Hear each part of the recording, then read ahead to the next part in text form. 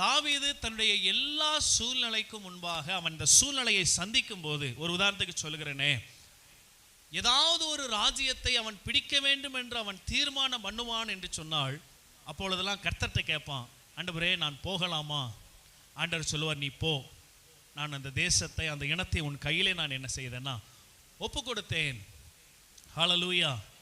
வலது வாரிசத்தில் இருக்கிற அனுபவம் என்ன அனுபவம்னு கேட்டிங்கன்னா, எப்போதுமே தேவனை அணுகுகிற ஒரு அனுபவம். ஹல்லேலூயா. சிலர்லாம் இப்படி சொல்லுவது ஒரு வழக்கம் உண்டு. என்ன உண்டு அப்படின்னா, அண்ணன் தாங்க அண்ணனுக்கு வலது கை அப்படிம்பாங்க. எத்தனை பேருக்கு புரியுது? அண்ணன் தான் அண்ணனுக்கு வலது கைன்னு ஒரு பொதுவாய் சொல்லுவார்கள்.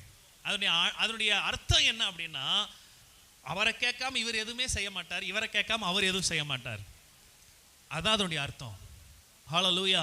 ஆனால் தாவீது தேவனை தன்னுடைய வலது வாரிசத்தில் வைத்ததற்கான ஒரு காரியத்தை நமக்கு தெரிந்த வசனங்கள் நான் உங்களுக்கு சொல்லுகிறேன், வேகமாய் வாசிக்கலாம்.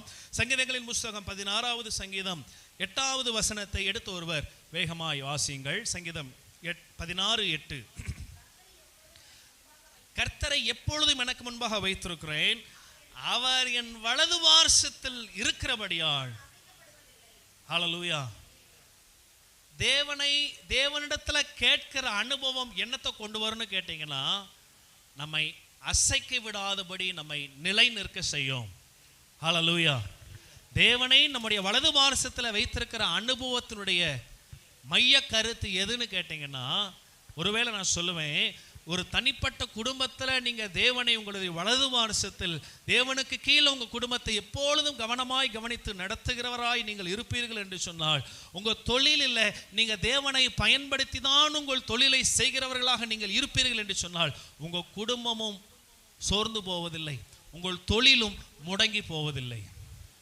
ஹல்லேலூயா. அசைக்கப்படாததனுடைய அனுபவம் என்னன்னா, பிசாசுக்கு நம்ம கிட்ட வேலை இல்லை. என்ன வேலை இல்லை?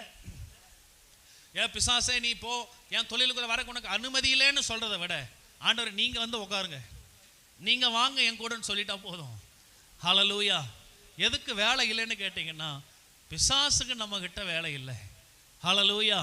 அப்போ கர்த்தரை வலது வாரிசத்தில் வைத்திருக்கிற அனுபவம் என்னத்தை கொண்டு வரும்னு கேட்டீங்கன்னா, நம்முடைய வாழ்வை அசைக்க கூடாதபடி நம்முடைய வாழ்க்கையை உறுதியாய் நிற்க செய்யும்.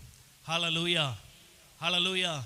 நீங்களும் உங்களுடைய தனிப்பட்ட ஒவ்வொரு மனிதனுடைய வாழ்க்கையிலையும் கர்த்தர் உங்கள் பக்கத்திலே வைங்க. ஹல்லேலூயா.